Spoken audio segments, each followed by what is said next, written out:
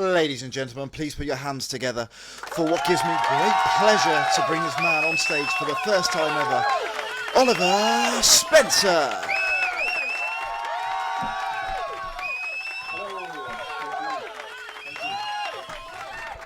Thank you very much. Thank you. Thank you. Thank you. You can stop the clapping now. I'm really not very good at this. Thank you. It's a pleasure to be here. Welcome to my bedroom. It's great to have you all here. What's been going on? We are in a lockdown. You may be aware if you've seen any news over the past month, but being in this lockdown has really shown me a few things. For example, previously you would see old women who would cross the road to get away from young stray chavs, but the roles have really reversed now. You're seeing those young stray chavs crossing the road to get away from, well, not to get away, to stay clear of the old women, to keep them safe, to prevent them getting this disease, and it's fantastic community spirit. But I've also noticed there's another group of people, mainly northern fully grown men, who over Facebook and Twitter have become an expert in emergency management in the past 2 weeks, criticising everything the government is saying, what they're telling us to do. These are the same people who were bulk buying the chicken, the milk and the toilet roll only to throw it out a week later. And these again are going to be the same people who aren't washing their hands when they come back in.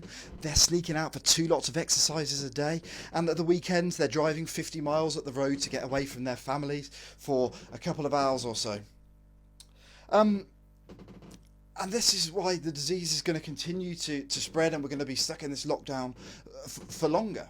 But ultimately we will come out of this at some point, and when we do, I'm really curious to know how that will affect our society as a whole, what will change, and how will the United Kingdom look over the next 12 months.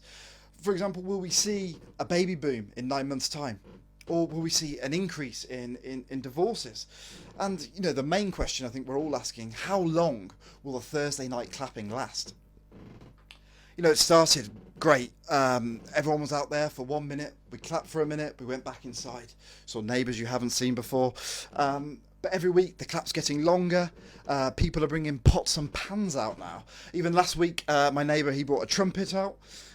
So the longer this goes on, we'll soon have a full brass band marching up and down the street celebrating the NHS. Who knows how long this will go on for. But I think one good thing that will come out of this, we will have some fantastic pub quiz questions in the next few years.